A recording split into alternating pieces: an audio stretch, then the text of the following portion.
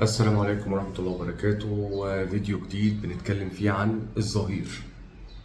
الظهير الأول كان مجرد لعيب مدافع، ما بيعملش أي حاجة في حياته غير إن هو يبقى مدافع، يدافع ياخد الكرة يطلعها للهاف رايت أو الهاف ليفت ويبدأ يشتغل مع الهجمة.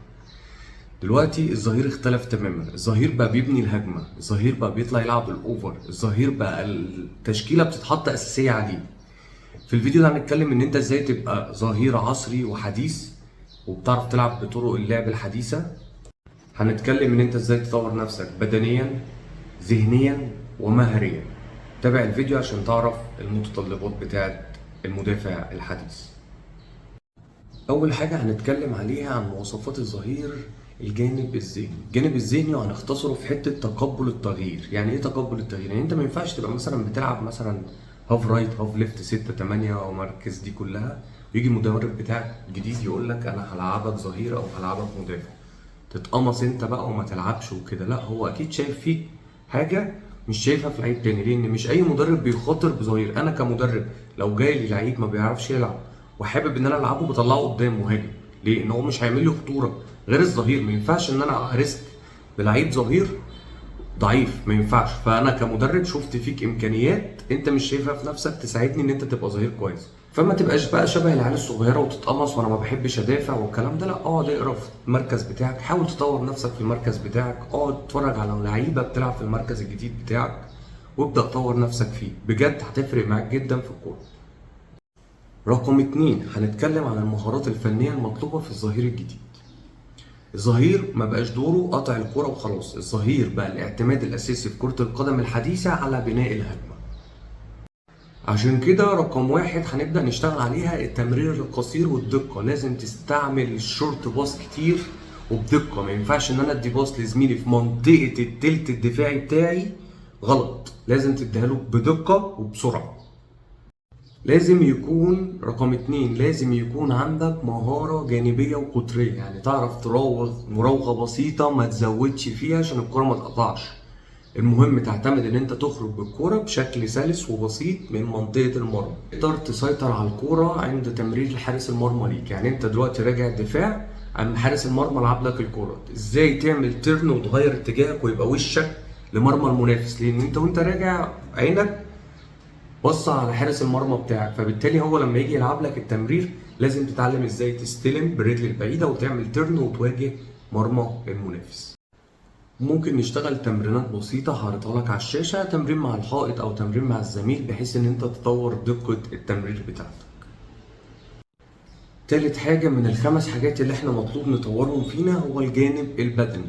ولو وصلت لحد هنا متنساش تنزل تشترك في القناة وتكتب لي المركز بتاعك، وانا هحاول اوفر لك فيديوهات مناسبة للمركز بتاعك. اكتب لي في التعليقات، معظم التمرينات اللي انا بحطها تبقى من تعليقات اللعيبة.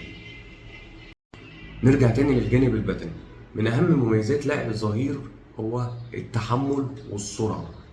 طول الماتش هتلاقيه بيطلع يعمل هجوم، يدي اوفر، يرجع يدافع، يطلع يعمل اوفر، يرجع يدافع، يطلع يعمل اوفر، يرجع يدافع. فالكلام ده كله محتاج سرعة وتحمل. عشان كده هنبدأ نشتغل على السرعة والتحمل.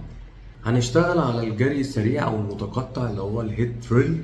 هنشتغل 30 ثانية أقصى سرعة ودقيقة مشي، 30 ثانية أقصى سرعة ودقيقة مشي. الكلام ده هنكرره من 8 ل 10 مرات. نبدأ نشتغل على الجزء السفلي، هنشتغل تدريبات السكوات، اللونجس، الديد ليفت عشان القطنية.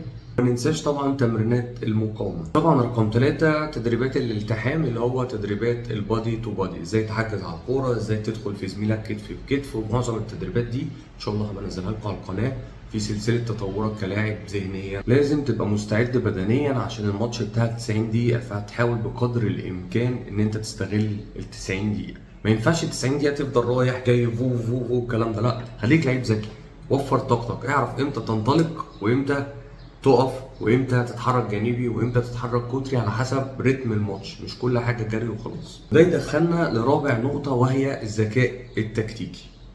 لازم لعيب الظهير يكون عنده ذكاء تكتيكي ووعي في المركز اللي بيلعب فيه. لازم يعرف امتى يهاجم، امتى يدافع، امتى يساند، امتى يبدا الهجمه من عنده، وامتى يغطي على زميله.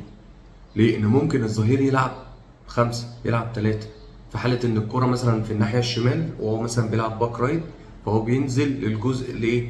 اللي هو الجزء الدفاعي او التلت الاخير او الريد زون بتاعت حارس المرمى. لازم تشتغل على مراقبه الخصم، لازم تبقى عارف الخصم ده امتى بيجري، امتى هيجري من ظهرك، لازم دايما تبقى حاطه في صدرك، ما ينفعش تسيبه يجري منك. حاول بقدر الامكان تضيق دخوله لمنطقه الجزاء بتاعتك، ما تخليش اي لاعب يدخل منطقه الجزاء، دايما خليه او اطرد اللعيب لبره. لو الجناح اللي قدامك ضايع حاول تبقى سبورت ليه، حاول تغطي مكانه في معظم الهجوم، حاول تبقى في ظهر، حاول تبقى قريب منه شويه بحاله ان ايه، ان انت بتلعب مثلا هاي بريشر ولا حاجه. فكل الكلام ده هيفرق معاك كلعيب، والمدرب هيقتنع بيك 100%. طبعا الكلام ده كله حاجه، والجزء اللي جاي ده حاجه تانية خالص، وهو الروتين اليومي للاعب. دي يا جماعه زي ما في تدريبات جوه الملعب، في تدريبات بره الملعب، في تدريب جسمك، تدريب عقلك. التدريب ده كله مهم جدا ليك كلاعب. لازم يكون عندك روتين يومي في التدريب. ممكن تشتغل 15 دقيقة، تشتغل تدريبات work from home. معظم التدريبات اللي بتشتغلها في البيت تبقى 15 دقيقة تحكم في الكورة، تمريرات حائطية، بول ماستري، فيلينج، استلامات عالية، استلامات منخفضة. كل الكلام ده مطلوب منك. انا شغلي كله بشتغل مع اللعيبة تدريبات في البيت. ليه؟ معظم الشغل بيبقى بره الملعب. الشغل اللي انا بعتمد عليه الشغل اللي هو جوه البيت، بطور اللعيب في التحكم في الكوره، الاستلامات، بعمل كل حاجه للعيبه ما عدا الشوتنج الصراحه. وبعض اللعيبه بتدخل معايا استشارات 1 في 1، بدخل اتكلم معاهم في زوم ميتنج ايه الحاجات اللي ناقصاهم، وبنبدا نحط بلان وبنرتب التدريبات اللي احنا نشتغل عليها في الماتشات.